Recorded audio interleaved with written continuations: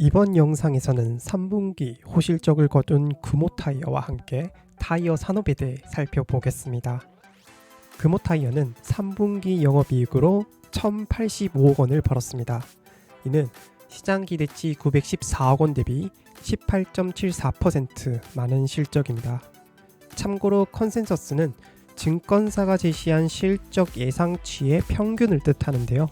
이를 시장 기대치라고 표현하기도 하고 컨센서스라고도 부릅니다. 실제 실적이 컨센서스보다 더 좋게 나오면 어닝 서프라이즈, 안 좋게 나오면 어닝 쇼크라고 표현합니다. 금호타이어는 지난 11월 4일 3분기 잠정 실적을 발표했는데요. 11월 13일엔 실제 실적을 발표했습니다. 금호타이어 주가는 실적이 발표한 다음 날인 11월 5일 반등을 시작해 11월 14일까지 상승세를 이어갔습니다. 주가는 8거래일 만에 23% 상승했는데요. 그러나 최근 주가 상승세를 이어가지 못하고 조정을 받고 있습니다. 금호타이어 주식에 눈길이 간 또 다른 이유는 낮은 밸류에이션인데요. 19일 오후 1시 시가총액과 올해 3분기 연한산 실적 기준 금호타이어 PER은 6배에 미치지 못합니다. PER은 4개 분기 동안 번 순이익 대비 주가가 몇 배 거래되고 있는지 알려주는 지표인데요. PER이 낮을수록 주식을 싸게 살 수 있다고 말합니다. 절대적 기준으로는 PER이 10배 이하면 관심을 두고 볼 필요가 있다 하겠습니다. 금호타이어 PBR은 0.8배로 투자자는 금호타이어 순자산을 20% 할인된 가격에 살 수 있다는 뜻입니다. ROE는 회사가 주식 투자자인 주주의 자산을 얼마나 불려주었는지 알려주는 지표인데요. 금호타이어는 최근 4개 분기 동안 주주의 자산을 13% 넘게 불렸습니다. 금호타이어와 함께 타이어 사업을 하는 한국타이어앤테크놀로지와 넥센타이어 투자지표도 함께 정리해 봤는데요. 그 결과 타이어 회사들의 주가는 전반적으로 저렴하게 거래되고 있다는 것을 알 수 있습니다. 일단 회사가 번 돈 또는 가진 자산 대비 주가가 싸게 거래되고 있는 건 투자자 입장에서 희소식입니다. 그러나 데이터로 확인할 수 있는 숫자 외 다른 이유로 인해 싸게 거래되고 있다면 투자해서는 안 되겠죠. 이 판단을 하기 위해 더 다양한 정보를 살펴보고 고민해 보겠습니다. 먼저 과거 실적 흐름과 향후 실적이 어떻게 흘러갈지 상치를 정리해 보겠습니다. 금호타이어는 2013년부터 실적이 꺾이기 시작해 2020년까지 부진한 실적을 이어갔는데요. 그러나 2021년부터 반등해 작년까지 성장세를 이어갔고요. 올해와 내년, 내후년까지 성장세를 이어갈 것으로 기대합니다. 성장세를 이어갈 것으로 기대되는 요소 중 하나는 자동차 시장의 변화가 있는데요. 자동차 시장은 기존 내연기관 자동차에서 전기차로 전환 중입니다. 이 전환이 타이어 기업에게도 영향을 미치는데요. 타이어 업체에겐 호재라고 할 수 있습니다. 그 이유는 전기차 전용 타이어가 일반 타이어보다 15에서 30% 정도 비싸기 때문입니다. 전기차 타이어가 비싼 이유는 크게 세 가지인데요. 먼저 전기차는 많은 배터리를 탑재하고 있죠. 이에 전기차는 내연차보다 무겁습니다. 전기차 전용 타이어는 기존보다 더 무거운 무게를 견딜 수 있어야 합니다. 다음으로 전기차는 내연차보다 조용합니다. 전기차 운전자는 소음에 더 민감할 수밖에 없는데요. 이에 소음을 줄이기 위한 전용 타이어가 필요합니다. 마지막으로 전기차는 배터리 성능으로 인한 주행거리가 제한되는 경우가 많습니다. 이에 주행거리를 늘리기 위한 많은 기술이 필요하고요. 전기차 전용 타이어 역시 주행거리를 늘릴 수 있는 기술이 필요합니다. 이와 같은 세 가지 이유로 인해 전기차 전용 타이어는 일반 타이어보다 비싼데요. 타이어 업체에겐 실적 성장의 기회입니다. 국내 전기차 누적 등록 대수는 80만 대를 넘었습니다. 친환경차 판매 비중이 12%를 달성하며 전기차 수요가 증가하고 있는데요. 이는 전기차 전용 타이어 수요도 증가한다는 뜻입니다. 타이어 회사가 더 비싼 제품을 팔아 더 많은 돈을 벌 기회인 거죠. 참고로 우리나라 전기차 보급 대수는 올해 9월 85만 대를 넘었습니다. 전기차는 작년 약 29만 5천 대가 늘어났고요. 올해는 9개월 만에 16만 6천 대가 늘어나며 전기차 보급이 지속되고 있습니다. 우리나라뿐만 아니라 전기차 시장 성장은 전 세계적으로 일어나고 있는 현상인데요. 이에 전기차 타이어 시장 규모도 성장할 것으로 기대됩니다. 프레시던스 리서치에 따르면 글로벌 전기차 타이어 시장 규모는 2026년 850억 달러로 증가할 것으로 예상했는데요. 2032년에는 시장 크기가 2141억 달러로 증가할 것으로 전망했고요. 이는 연평균 성장률 16.5% 수준입니다. 단 아쉽게도 우리나라 타이어 3사는 글로벌 시장에서 아쉬운 성적을 내고 있습니다. 2024년 매출 기준 랭킹을 보면 한국 타이어 7위, 금호 타이어 13위, 넥센 타이어 18위입니다. 이 표에서 눈에 띄는 부분은 두 가지인데요. 먼저 상위권 업체들의 매출 성장은 정체되었다는 점입니다. 그러나 중국 업체인 중처고무, 셀룬그룹, 링롱 타이어는 엄청난 성장을 보여주었는데요. 중국 타이어 회사가 차별적 성장을 한 이유는 글로벌 전기 자동차 판매에서 중국 시장이 차지하는 비중이 절대적이기 때문입니다. 그래프 빨간 부분이 중국 시장에서 팔린 전기 자동차 판매량을 나타내는데요. 전 세계에서 전기차가 가장 많이 팔리는 시장이 바로 중국이란 걸 알 수 있습니다.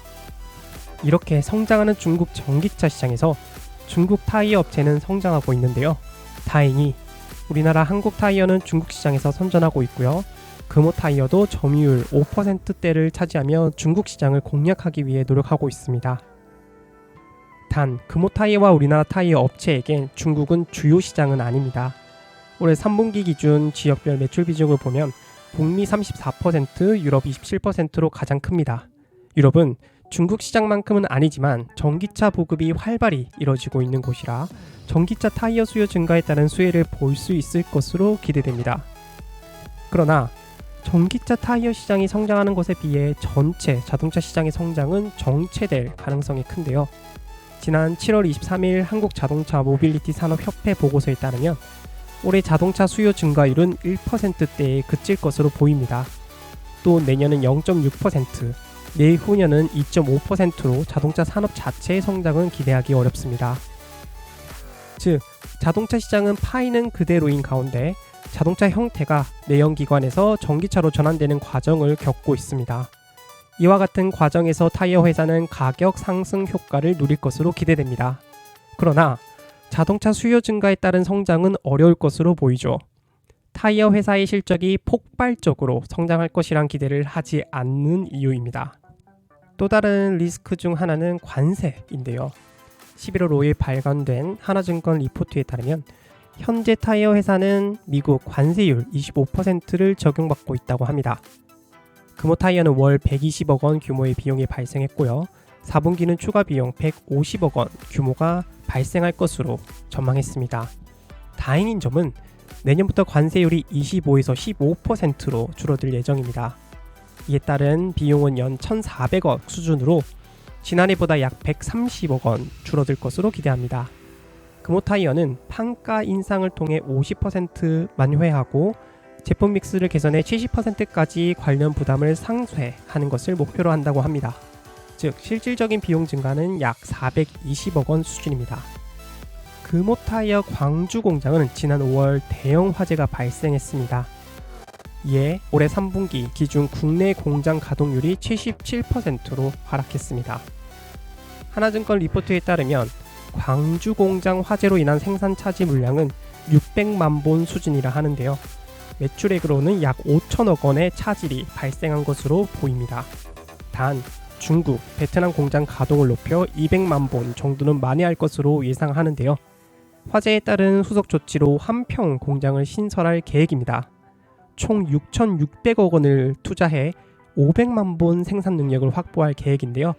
본격적인 생산은 2028년 1분기로 예상합니다. 그 전까지는 생산 차질이 불가피할 것으로 보이네요. 지금까지 살펴본 자료를 정리해 보겠습니다. 먼저 자동차 시장이 내연기관에서 전기차로 전환하면서 더 비싼 타이어를 쓰게 될 거고요. 이에 가격 상승 효과가 있을 것으로 기대합니다. 또 타이어 교체 주기가 기존 4년에서 5년이었는데 2년에서 3년으로 빨라짐에 따라 조금의 수요 증가가 있을 것으로 예상합니다. 그러나 글로벌 시장 점유율은 매우 견고한 편인데요. 중국 타이어 업체들이 성장하는 모습을 보이긴 했으나 중국 전기차 시장 성장과 맞물려 자국 업체 밀어주기의 결과였습니다. 이에 한국타이어 또는 금호타이어와 같은 우리나라 회사가 중국 전기차 시장 성장의 수혜를 직접적으로 보고 있진 않고 오히려 경쟁이 심한 그런 상황이죠. 금호타이어의 핵심 시장은 현재는 미국인데요. 하지만 미국이 관세를 부과하면서 비용이 증가했습니다. 다행히 관세율이 내년 15%로 낮아지지만 여전히 관세로 인한 추가 비용이 발생한다는 건 변하지 않습니다.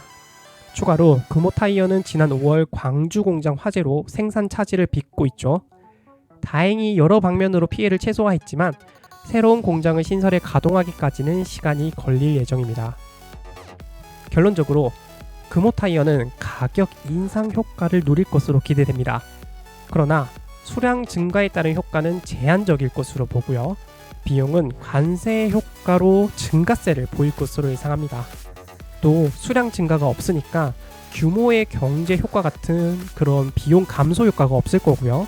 즉 결론적으로 가격 인상 효과로 인한 성장 말고는 제한적이다. 그래서 실적 성장이 제한적일 수밖에 없습니다. 폭발적인 성장을 하려면 가격이 오르고 수량이 증가하고 또 비용이 감소하는 이런 그림이 그려져야 되는데 현재 금호타이어는 그런 그림이 그려지진 않죠. 그러나 밸류에이션이 낮다는 점은 매력적입니다. 또 전기차 전환이 단순히 1년, 2년 안에 끝날 것 같진 않죠.